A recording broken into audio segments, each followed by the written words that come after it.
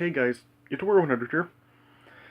Alright, and if you watched my last video, you heard me say that with SummerSlam being this Sunday, I wanted to review both like a SummerSlam pay-per-view and also a Bash at the Beach pay-per-view from WCW in honor of SummerSlam being this Sunday. And so, yeah, I'm going to review both a Bash at the Beach pay-per-view and a SummerSlam pay-per-view. And here I am to review first Bash at the Beach pay-per-view. And of course, like, which other one could I possibly review other than WCW Bash at the Beach 1996? Yeah, of course, like, this is, like, the most famous night in the history of WCW, which, yeah, you all know why, because of the really famous ending of the pay-per-view. And, so yeah, this show, it's not really, like, a great show, like, match-wise, but, I mean, yeah, because of, like, just how big this night was, I will say that this was a pretty good to great show. Like, this is definitely, like, yeah, of course, like, has that really big ending, and even, like, the matches, I'd say, are still, like, there are, like, some pretty good matches on here, I guess, but, yeah, and there are also, like, some matches that really were not very good, but, yeah, of course, like, with, like, some pretty good matches, and with, like, the like, with the really big ending, I will say that this is a pretty good to great show. So, let me just go through the card. Yeah, I'm probably just gonna zoom through the card real quickly because, yeah, there's not really, like, that much, like, the show is really known for. Yeah, it's really, like, the big ending that the show is known for, which, yeah, is the main thing I want to talk about with this show. So, yeah, I'm probably just going to skim through the card real quickly to get to the ending. Alright. So, the show kicked off with Rey Mysterio Jr. versus Psychosis. And, yeah, this was a really great match right here. I mean, yeah, like I said before, just the Cruiserweight division was really, like, one of the best things about WCW. I mean, the Cruiserweights really were always good, especially, like, with the masked wrestlers, like the luchadors and stuff. I mean, they were always, like, great in the ring. I mean, there was, like, Rey Mysterio, Psychosis, Juvenil Guerrera, La Parca, Ultimo Dragon. Yeah, I mean, it can just, like, go on and on of all the great masked wrestlers in WCW, and yeah, this match was no exception. I mean, this was just a phenomenal match right here. I mean, Rey Mysterio was just, like, in the WCW for just, like, maybe a month at this point, and yeah, he was just, like, really, like, on a roll. Like, he was just great. I mean, yeah, of course, like, he debuted just about a month earlier at the Great American Bash and had the great match with Malenko. And, yeah, this was another great match, and yeah, he would just continue to have great match after great match here.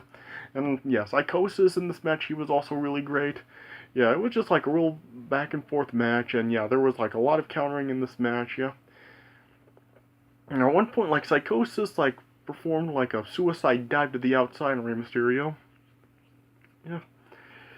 And then, eventually, like, after Psychosis eventually, like, ended up getting, like, a diving leg drop across Rey Mysterio's throat. Yeah. And then, like, at one point, Psychosis was, like, on the, like, trying to charge at Rey Mysterio on the ring apron, but then Rey Mysterio, like, did a monkey flip, and then Psychosis was just, like, sent headfirst into the ring post. Yeah, and then, like, at one point, Rey Mysterio, like, got a head scissor takedown on Psychosis to the outside. And then, like, at one point during this match, like, Psychosis, like, hit, like, a senton on Rey Mysterio from the top turnbuckle down to the outside of the ring. Yeah. Yeah, and yeah, they're just, like, continue to go back and forth, and then, yeah, the ending was, like, well, yeah, and at one point, like, Rey Mysterio tried to, like, go for, like, like, a Hurricane Rana or something on Psychosis, but then, like, Psychosis ended up countering into a power bomb. Yeah. And then, yeah, at the end of this match, Psychosis, like, tried to do a splash mountain on Rey Mysterio from the top turnbuckle, but then Rey Mysterio, like, countered it into a Hurricane Rana, and then got the pin on Psychosis, and then, yeah, Rey Mysterio got the win. So, yeah, this was just, like, a really great match right here. I give this match 4.5 stars. I mean, just a phenomenal match right here. Yeah. And then, yeah, after this, like, the show, like, the rest of the undercard really was not very good. Next up, we got, like, a Carson Silver Dollar match with John Tenta, aka Earthquake, versus Big Bubba, or aka the Big Boss Man, and this match really, really sucked. I mean, this match went on way too long. This match was like 10 minutes, and yeah, the concept of this match was like, there was like a sock hanging from a pole, like, filled with silver dollars, and like, whoever like was able to retrieve the sock full of the silver dollars would be able to like use it as a weapon and stuff. Yeah, you know this concept before. Like, it's like this weapon on a pole match and stuff. And yeah, the wins by pinfall submission, and it sucked. And yeah, this just, like I said, it went on way too long. It was like 10 minutes, and it was really, really bad. And yeah, I'll just say, yeah, John Tenta, or Earthquake, ended up like getting the win in this match, and just, oh, such an awful match. This just really sucked. I mean, why did this go on like 10 minutes anyway? Just, ugh. I would give this match half a star. It was just like really bad. And then next up was Diamond Dallas Page versus Hacksaw Jim Duggan in a taped fist match. And like, apparently, like, DDP's like Lord of the ring was apparently on the line in this match, and just, yeah, this, yeah, the gimmick was just stupid. I mean, it was just like basically, like as the match says, just their hands were like taped up for their fists and stuff. It was just like really dumb. I don't even see why they gave it a gimmick name. And really, I mean, I guess this match was okay. I mean, it was only about 5 minutes. I mean, this, I mean, John Tenta and Big Bubba should have been 5 minutes, and yeah, I guess, like, this match could have gone like 10 minutes, and this match probably would have like probably been probably pretty, almost pretty good maybe. Yeah, early on in this match, like, DDP like tied Jim Duggan's legs around one of the ring posts and then cut the tape off of his hands, and yeah, and then I guess like like it was just kind of back and forth stuff. Like, at one point, like, Duggan actually like dropped DDP onto the guardrail, and then his back went to the ring post, and then eventually, like, DDP like ended up like trying to go on top of the turnbuckle, but then like Duggan like caused DDP to just like fall onto the turnbuckle, and then I don't know, apparently like then yeah, it was just kind of back and forth stuff, and then at one point, like as like they were like getting back into the ring at one point, then DDP like caused, like, he kicked the middle rope, and then it like just hit like Jim Duggan right in the groin, and then DDP hit a diamond cutter on Jim Duggan and then pinned him and got the win. And then yeah, and then yeah, he retained his ring and stuff, and then yeah, just it really was like a stupid thing to have on the line and a dumb reason to give it a gimmick, but I mean, it was an okay match, I guess. I would give it probably like, I don't know, 2.25. And then next up, we had Public Enemy versus the Nasty Boys and a double dog collar match. And yeah, I guess this was like an okay match. I mean, yeah, I mean, I really not a fan of like the dog collar stipulation. I mean, I just really don't like having their necks being like attached, well, a chain being attached to their necks and stuff. Just, yeah, I'm not really not a fan of that. I mean, I like it better when like it's like stuff attached to their wrists, like the chain match between Triple H and Kane at Judgment Day 2001. And yeah, basically, like, you had like Brian Knobbs and Johnny Grunge being chained to each other, and then Jerry Sags and Rocco Rock being chained to each other. And yeah, it was basically like those two, like the two of them, as I was saying, that were attached to each other, going at it in this match. And yeah, for a majority of this match, like it had like the split screen showing like what the Rock and Sags were doing to each other and what Grunge and Nals were doing to each other. And I really like didn't like the split screen stuff because I mean it was basically like just the Bash at the Beach logo that was covering most of the screen, and just like two small screens like showing the action and stuff. And I really didn't like that. And plus, I didn't like how they showed the split screens because it was like you could only really like watch one at a time, so you couldn't really see what the other one was doing. Like you can't really pay attention to both at the same time because you're focusing on one thing and then you're focusing on another. Just yeah, that's hard to do. But yeah, this was like an okay match, I guess. And it's like there was a lot of weapon use in this matchup, especially like they were battling towards like the stage setting, and yeah, like the staging area and stuff. Like they were using a lot of weapons there, like a surfboard and chairs and stuff. And then at one point, like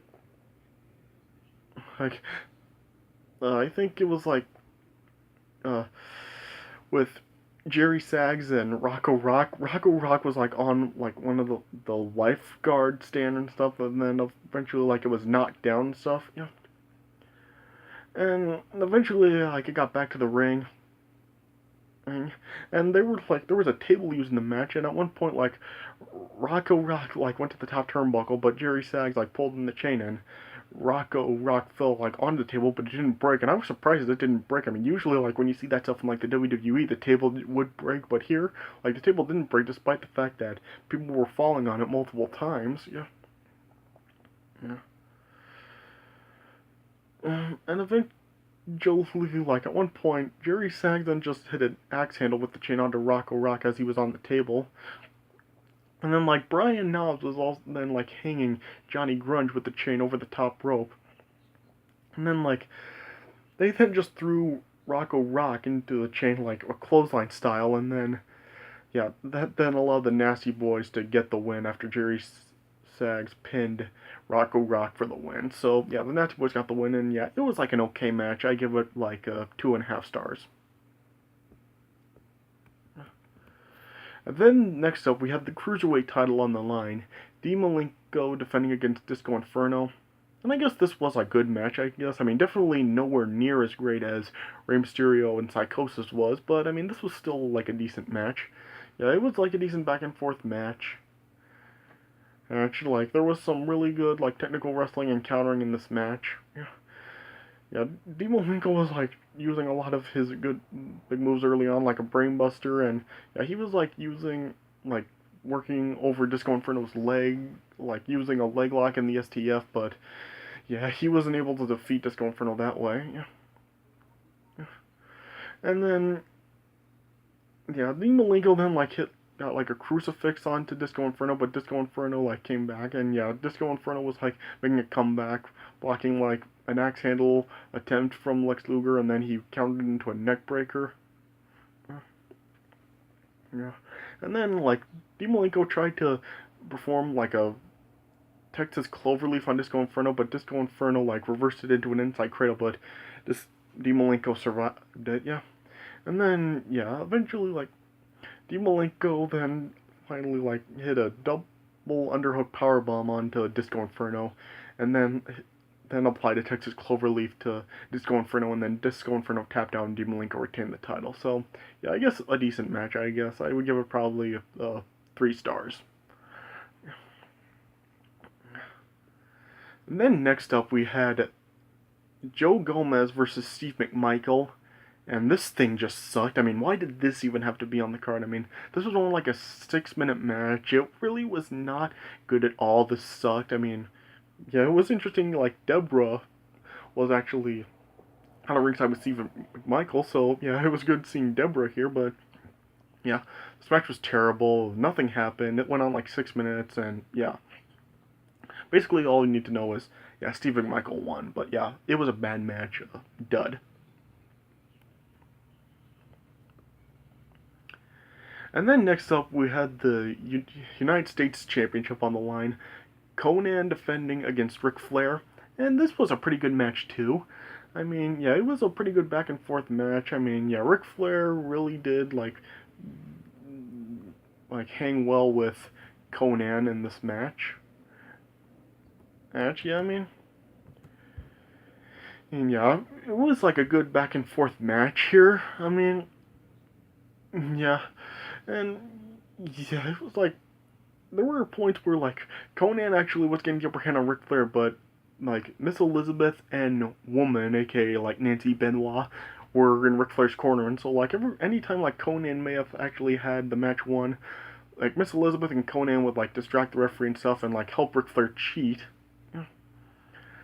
Yeah, yeah, like Ric Flair, like as the referee was being distracted, used like a lot of illegal moves in the match. Like he poked Konnan in the eye, and then at one point, like Ric Flair was actually distracting the referee, and Woman like hit Konnan with a low blow.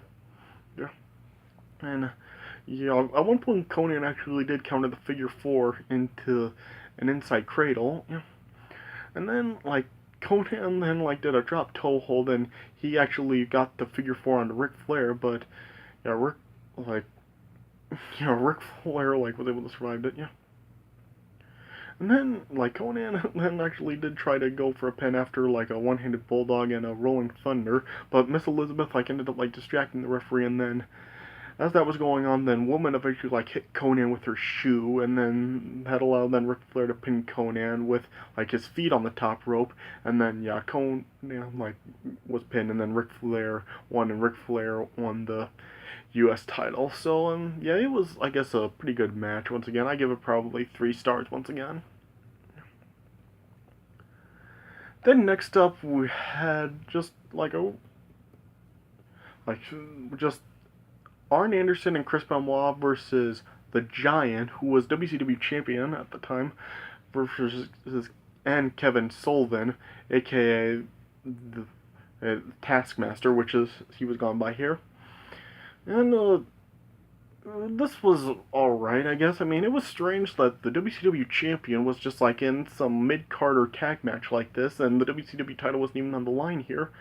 So, yeah, it was just a strange seeing that. But yeah, this match was alright, I guess. I mean, yeah, it really was not that long, and yeah, it really, like, nothing really that memorable here. Just both teams really were like battling with each other. At one point, like before the match even started, as Chris Benoit and Anderson were coming out, Giant and Kevin Sullivan like attacked them from behind, but then like Steve McMichael then just ran out and hit the Giant with a briefcase, and then he chased him backstage. Yeah, and then eventually the Giant then came back, and yeah, it was just basically like a back and forth match, and um, yeah, eventually like it spilled to the outside where Benoit and Kevin Sullivan were fighting on the outside of the ring, and then they were heading towards the entranceway, and then eventually the Giant had a chokeslam on Arn Anderson and pinned him.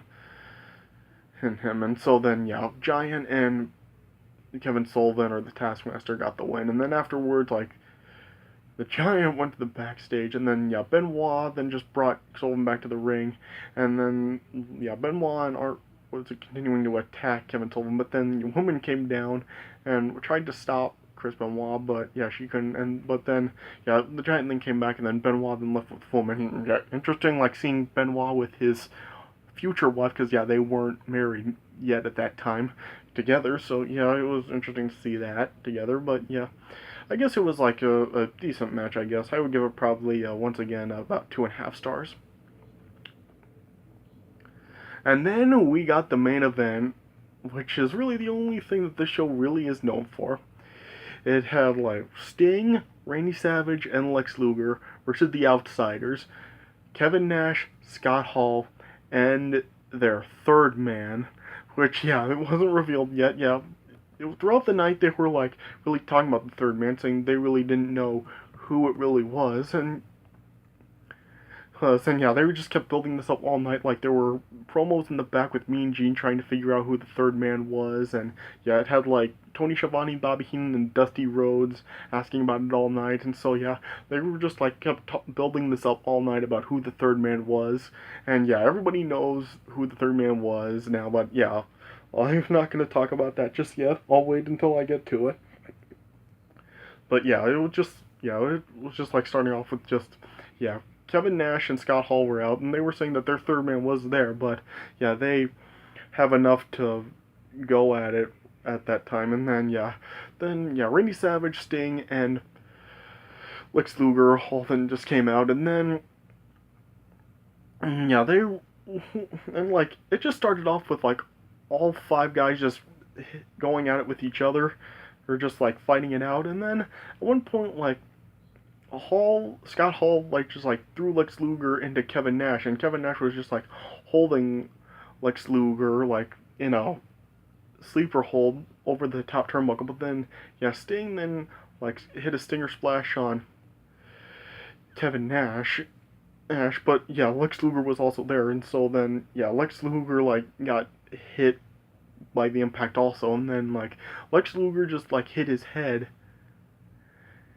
into the turnbuckle, and then he was just like knocked out cold, and so then Lex Luger just was like unresponsive, and then Lex Luger just like ended up being like stretchered to the back, and so the match then was just like basically made into just a regular 2-on-2 tag match with just Randy Savage and Sting, and it was just basically like a back and forth match really. I mean, it was a pretty good paced match, and it was pretty good back and forth action, and it was basically just like Hall and Nash were just like using a lot of dirty tactics in this match, and then it was just basically back and forth, and I'm just gonna jump to the end right here because this is of course like what everybody wants me to talk about, because this is what this show is known for. At one point, as all four guys were just down the ring, then we have Hulk Hogan then coming out, and it looks like Hulk Hogan is there to like help Randy Savage and Sting, but then Kevin Nash and Scott Hall like go out of the ring, and then like Hulk Hogan then does the leg drop on Randy Savage, and then it's revealed Hulk Hogan is the third man. And so then, this is Hulk Hogan's heel turn, and this is probably like the biggest shocker in the history of professional wrestling. I mean, just like a true, like just just like one of the most shocking moments in the history of pro wrestling right here. Just like nobody could really believe this.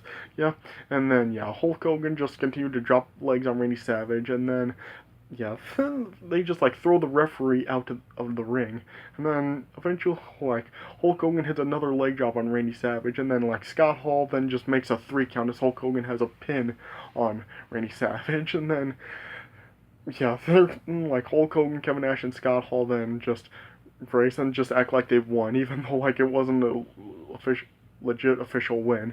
And then this was the formation of the NWO, and then the crowd then just throws a whole bunch of crap into the ring, and then Mean Gene then came in the ring, and then interviewed Hulk Hogan, and then Hulk Hogan then just saying that this is the future of wrestling, and this is the new world order of wrestling.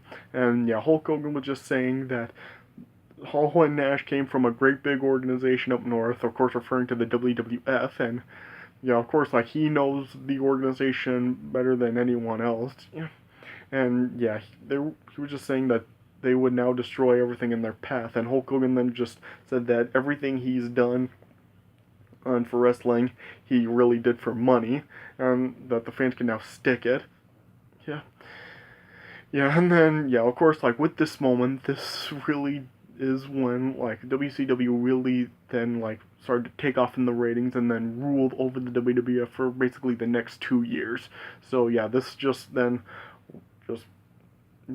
ignited WCW up, and, they just remained on top for the next 2 years. So a real big moment right there, and definitely like a really big moment for Hulk Hogan, and WCW all together.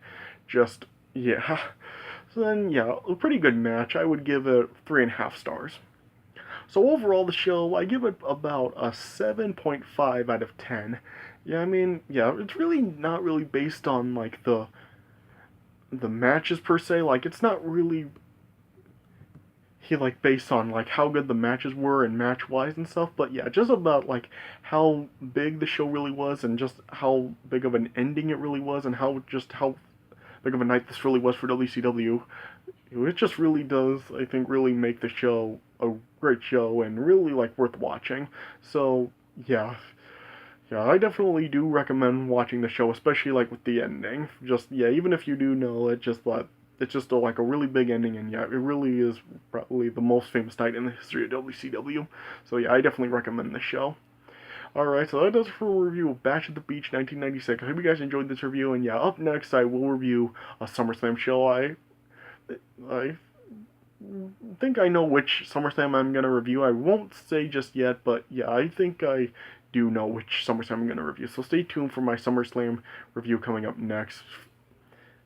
So yeah, but yeah, I hope you guys enjoyed this review. So yeah, thanks for watching, and I'll see you guys later.